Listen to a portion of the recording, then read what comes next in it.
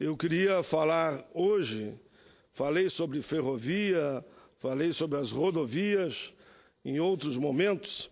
Hoje, nesta sexta-feira, para nós que estamos mais presentes aqui, como tivemos ontem, na quinta, tivemos duas audiências públicas importantes, uma sobre a questão das APAES, foi na Comissão de Direitos Humanos, apresentei o requerimento, fizemos um bom debate sobre a questão da escola exclusiva, da escola especial, e articulamos depois uma audiência com o ministro Mercadante, que vai receber as APAES, como também tivemos de manhã um outro debate, a partir das 11, na Comissão de Assuntos Sociais, onde discutimos os leilões da Petrobras e também a precarização, com a presença de líderes dessa área e também de líderes do governo. Foi um debate também muito produtivo. E nessa visão ampla e num debate mais estruturante, hoje eu pretendo falar, senhor presidente, aproveitando a sexta-feira, sobre o sistema hidroviário no Brasil. Senhor presidente, a economia brasileira possui um viés fortemente exportador, especialmente quando nos referimos à produção de grãos e de minérios. Exportar é para nós vital.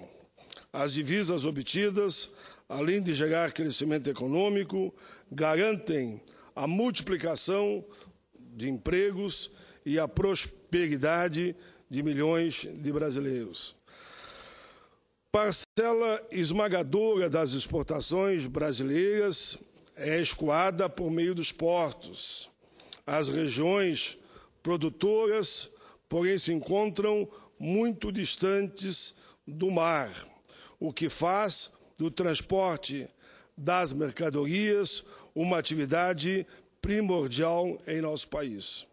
Quando falamos em transporte, logo nos vem à mente o transporte rodoviário e também, embora menor, o ferroviário. Hoje, no entanto, quero falar sobre um modal que considero importantíssimo e que precisa ser mais valorizado, pois possui uma série de vantagens em relação aos demais. Refiro-me ao transporte hidroviário, vocação natural do Brasil.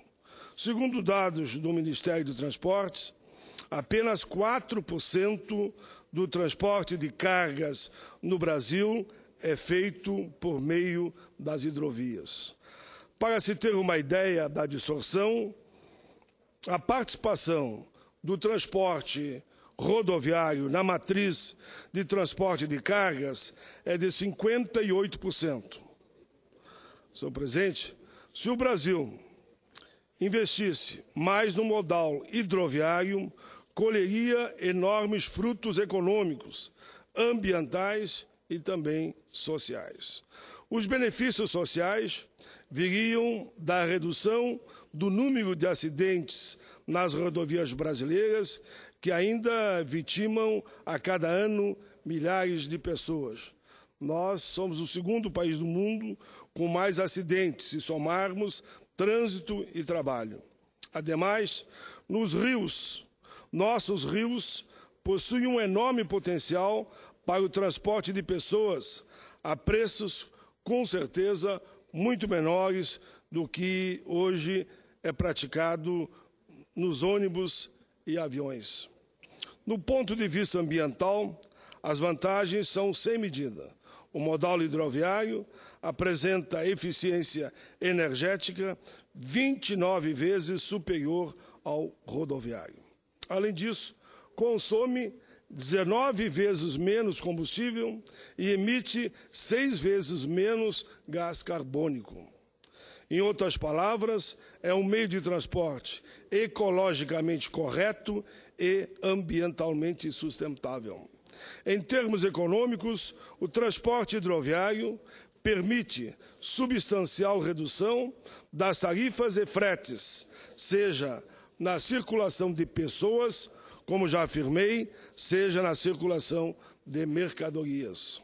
De acordo com o próprio Ministério dos Transportes, O frete hidroviário para minérios e grãos é cerca de metade do valor do modal ferroviário e de apenas 25% do valor do frete rodoviário. Para efeito de comparação, estima-se que um comboio de 4 balsas pode transportar 6.000 toneladas de grãos, volume equivalente à capacidade de 240 caminhões. O que notamos aqui que 4 balsas transporta praticamente mais do que 240 caminhões. Enquanto o modal rodoviário consome 96 litros de óleo diesel por quilômetro para transportar 1.000 toneladas de grãos, o consumo do transporte hidroviário é de apenas 5 litros por quilômetro. Vejam bem, de 96 litros passaremos a gastar 5 litros por quilômetro. Não tenho dúvida de que precisamos seguir o exemplo dos países mais ricos quando se fala em hidrovias. Os Estados Unidos utilizam, por exemplo, essa modalidade de transporte para deslocar 60% das cargas. Nós, repito, é 4%. Já na Europa, as grandes capitais como Londres, Paris, Berlim, Amsterdã, Viena e Moscou são pontos de convergência de cerca de 40.000 quilômetros de hidrovias que transportam pessoas e cargas. Antes de falar dos principais desafios e das perspectivas para o transporte hidroviário no Brasil, não poderia deixar de mencionar os inúmeros avanços que temos conquistados nos últimos anos. Desde o governo do presidente Lula e agora na administração da presidenta Dilma, os investimentos em hidrovias têm aumentado. Em 2010, foram lançadas as diretrizes da Política Nacional de Transporte Hidroviário, contemplando uma série de ações e programas visando a ampliação desse modal no Brasil.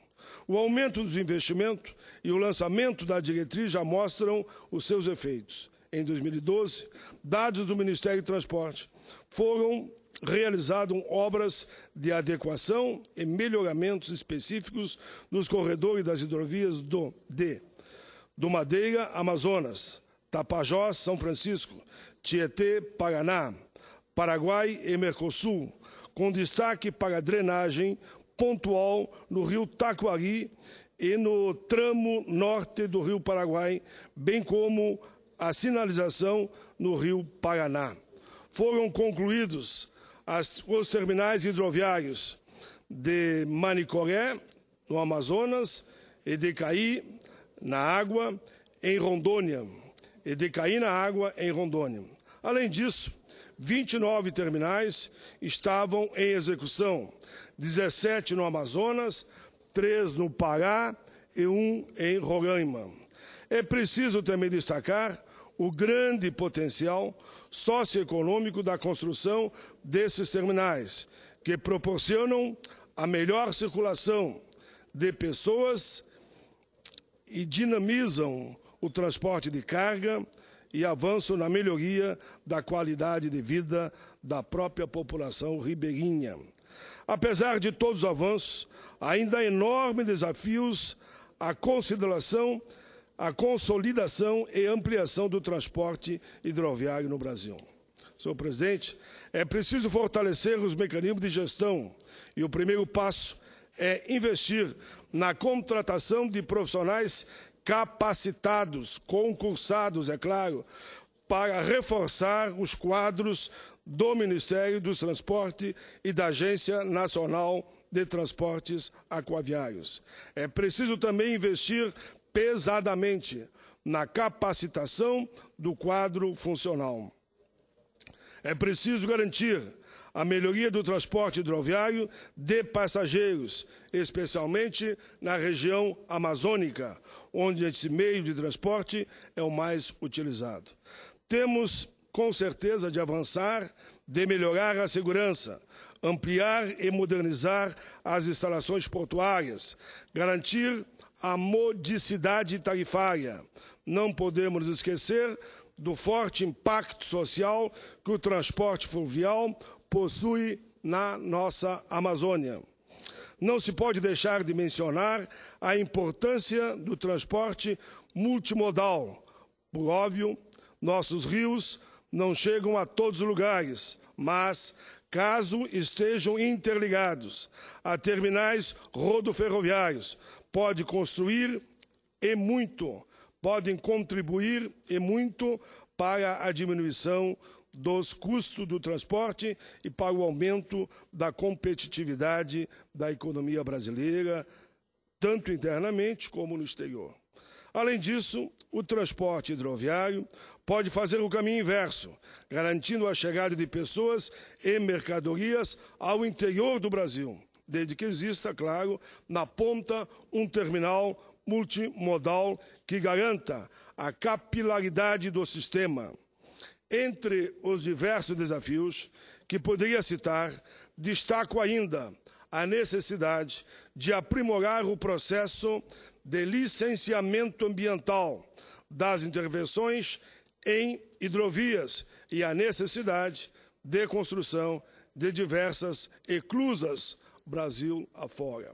A questão do licenciamento ambiental não pode ser, claro, negligenciada. Grande parte das nossas hidrovias atravessa áreas protegidas e, por isso mesmo, toda e qualquer obra necessária deveria contemplar um minucioso estudo do impacto ambiental, capaz de conciliar as melhorias com a prevenção do meio ambiente. A construção de eclusas tem de ser encarada como prioridade. É fato que muitos de nossos rios possuem barragens de usinas hidrelétricas, assim como obstáculos naturais que precisam ser vencidos para garantir a verdadeira navegabilidade. A esse respeito, o Ministério do Transporte estabeleceu, nas diretrizes da Política Nacional de Transporte Hidroviário, 62 eclusas prioritárias a serem implantadas até 2026. É preciso, no entanto, assegurar os recursos para que elas saiam do papel. E aí vem o debate que eu antecipava aqui do nosso orçamento impositivo. As perspectivas para o transporte hidroviário no Brasil são enormes e se abrem em um grande leque. No último dia 19 de fevereiro, a Agência Nacional de Transportes Ecoaviários lançou o Plano Nacional de Integração Hidroviária, segundo o qual nossas hidrovias deverão transportar, na próxima década, 11% das cargas que circularão na área de influência das 6 principais bacias hidrográficas brasileiras. Ainda segundo o plano, o Brasil deverá contar com mais de 5.000 quilômetros de hidrovias até 2020. Somando aos corredores já existentes, chegaremos à próxima década com 25.000 quilômetros de hidrovias, o que não é pouco.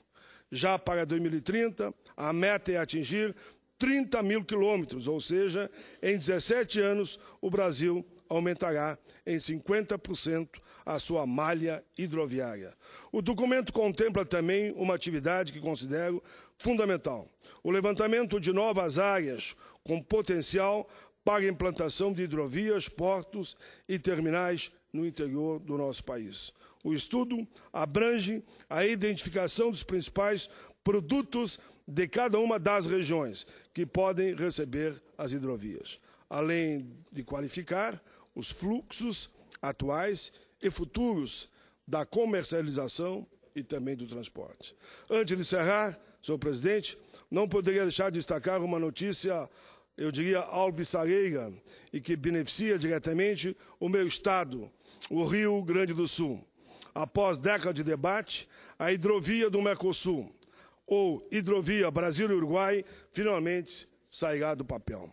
A primeira providência a ser tomada é a ligação das Lagoas Mirim e dos Patos, o que será feito por meio da drenagem do canal do Sangradouro. Segundo José Luiz Azambuja, superintendente da administração das hidrovias do Sul, vinculado ao DENIT, As obras de drenagem deverão ser licitadas ainda este ano e concluídas já em 2014. Os 15 milhões de reais necessários para o empreendimento sairão dos cofres do governo federal. Além disso, está sendo elaborado um grande estudo de viabilidade técnica, econômica e ambiental, que abrangerá, do lado brasileiro, a bacia das Lagoas Mirim e dos Patos, o Lago Guaíba, a Lagoa do Casamento e os rios Jacuí, Taquari, Caí, dos Sinos, Gravataí, Camaquã, Jaguarão, Uruguai e Ibicuí. Do lado uruguaio, o estudo contemplará os rios Cebolate e Tequari. A maneira como está sendo realizada, o estudo é digno de menção. Serão visitados órgãos uruguaios ligados ao setor de navegação, além do setor de produção de madeira, grão, cimento, mercadorias que deverão ser transportadas rapidamente pela hidrovia. No Brasil, será aproveitada a base de dados do Rumos 2015, Plano de Desenvolvimento para o Rio Grande do Sul, elaborado pelo Governo do Estado e do Sul Competitivo, produzido pela Confederação Nacional da Indústria e pela Federação das Indústrias do Estado Gaúcho. Bem sabemos que a concretização da hidrovia do Mercosul não seria possível sem a existência de vontade política e de recursos. Felizmente, temos os dois e um grande entendimento entre o governo e o setor empresarial do Rio Grande. Os estudos estão sendo tocados. Os recursos de ordem de 217 milhões de reais para os próximos 5 anos estão previstos no PAC 2. O objetivo maior é criar um grande corredor multimodal, englobando a hidrovia do Mercosul, ferrovias e rodovias que ligará São Paulo a Montevidéu. Não tenho dúvidas que os 2.200 quilômetros de corredor trarão enorme prosperidade a inúmeros municípios brasileiros, muitos deles lá no meu querido Rio Grande do Sul. A implantação da hidrovia do Mercosul é um exemplo do grande potencial de crescimento do transporte hidroviário no Brasil, relegado por décadas a segundo plano. O futuro do nosso país não pode prescindir do transporte hidroviário, um modal mais barato, mais eficiente e muito melhor do ponto de vista ambiental do que o transporte rodoviário e ferroviário. Os problemas não são muito, claro, mas nós temos que enfrentar os desafios. Entretanto, tenho absoluta certeza que as perspectivas são maiores que as dificuldades. Aqui eu termino, senhor presidente, dizendo que acredito na importância do transporte hidroviário, principalmente pelos benefícios sociais que ele traz às populações vizinhas das hidrovias. Por isso mesmo, estaremos vigilantes no sentido de cobrar dos órgãos governamentais celeridade na implantação dos projetos, além de lutar pelos recursos orçamentários necessários e adequados ao financiamento do transporte hidroviário, até porque, pelo que percebo, como iniciei e termino, o orçamento será impositivo a partir do ano que vem. Era isso, senhor presidente. Agradeço a Vossa Excelência.